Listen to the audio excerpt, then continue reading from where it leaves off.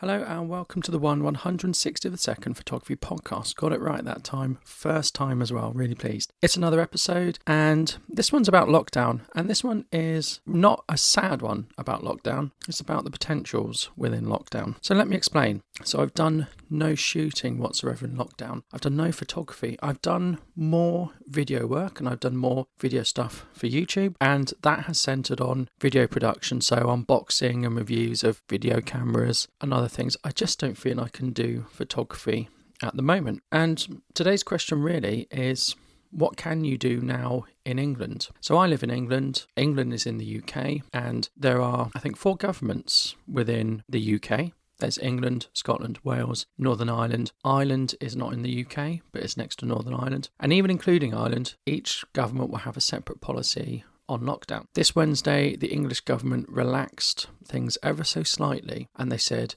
you can go and talk to people 2 meters away. Or this was my recollection. I'm not an expert. I haven't checked. I haven't gone and verified this, so please don't take my words as absolute. And of course, do not forget that this podcast will be up forever and things will change in the future. So please don't take what I'm saying as absolute and current advice. So as of Wednesday, as I recollect, you can exercise more. You not just one exercise trip outside. You can go to a park. You can meet people, but stay 2 meters away from them. But you can't play team sports and stuff. That got me thinking, is it now practical to do a shoot in lockdown? Now, I've seen many models offering remote shoots. So potentially you could do a remote shoot and potentially you could go and meet someone to do a fashion shoot with them as long as you stay 2 meters apart. I'm not saying I would do this because I don't know whether I'd do it, and I probably wouldn't be going out to do shoots at the moment, nor engaging in remote shoots. But it did get me thinking, how would it be done? So if you want to do remote shoots, the model would need to have a camera. It's not difficult. It could be a smartphone, it could be a DSLR, but they would need to have a camera and you would need to connect online. So if they only have a smartphone, you could do a shoot over FaceTime or Skype or whatever other platform wants to be used. And you could basically, if you have a very good monitor like a Mac, you could take a picture using your DSLR of the monitor, and then you could take it in RAW and develop the images that way.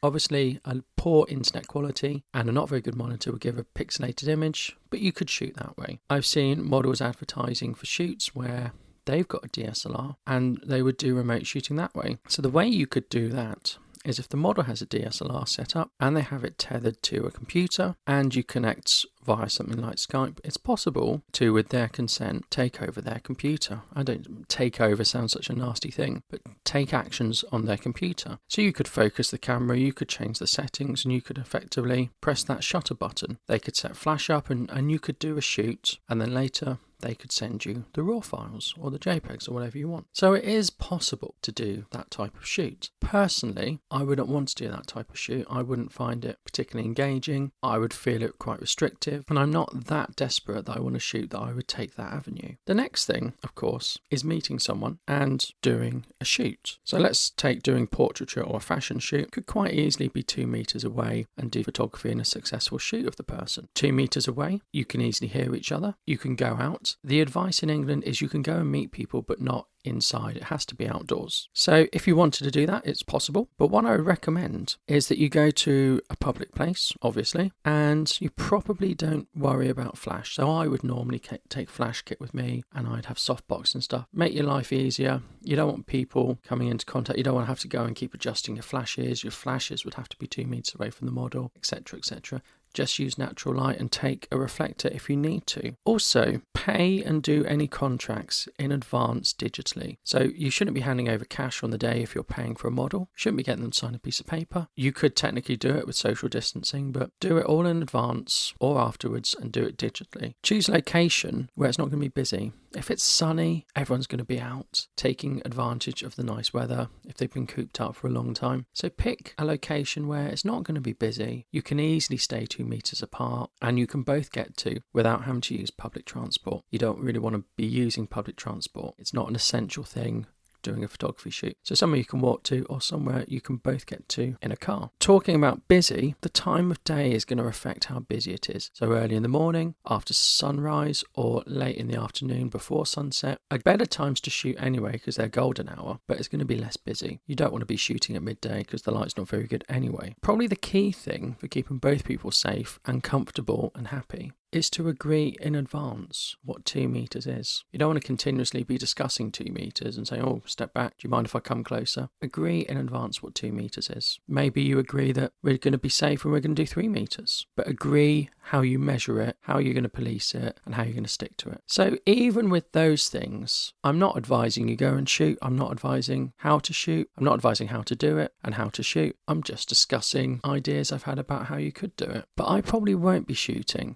I won't be doing a remote shoot. I won't be doing a fashionable portrait shoot. An interesting thing is if you're going out for a walk and you take your camera, is that okay? I personally can't see anything wrong with it as long as you maintain social distancing. The sort of things where you would get street photography, I don't think that would work. Street photography you can do from a distance, but street photography tends to be a closer thing, getting into the action with a wide angle lens. You can of course do it from a distance. You can of course do it with a telephoto lens. Look a bit creepy doing it with a telephoto lens. So probably I wouldn't be doing street photography. Again, if I lived in a certain location and I was out for a walk and I wanted to do a long walk, I could take my camera and I could do landscape photography. But I don't live in that type of location and I'm not a big fan of landscape photography anyway. So those are my thoughts on now doing shoots in lockdown, how it would work and how you can do it. But of course, we all live in different locations. People listen around the world to this podcast. So please consider your safety. Please don't do anything reckless. And please remember that each country and each region of a country may have different rules and regulations that you'll need to follow. My next episode, I'm going to make sure is not a lockdown specific episode to keep things a bit brighter. But I hope you found that helpful and stay safe. Try and do some photography if you can, and I'll see you next time. Thank you.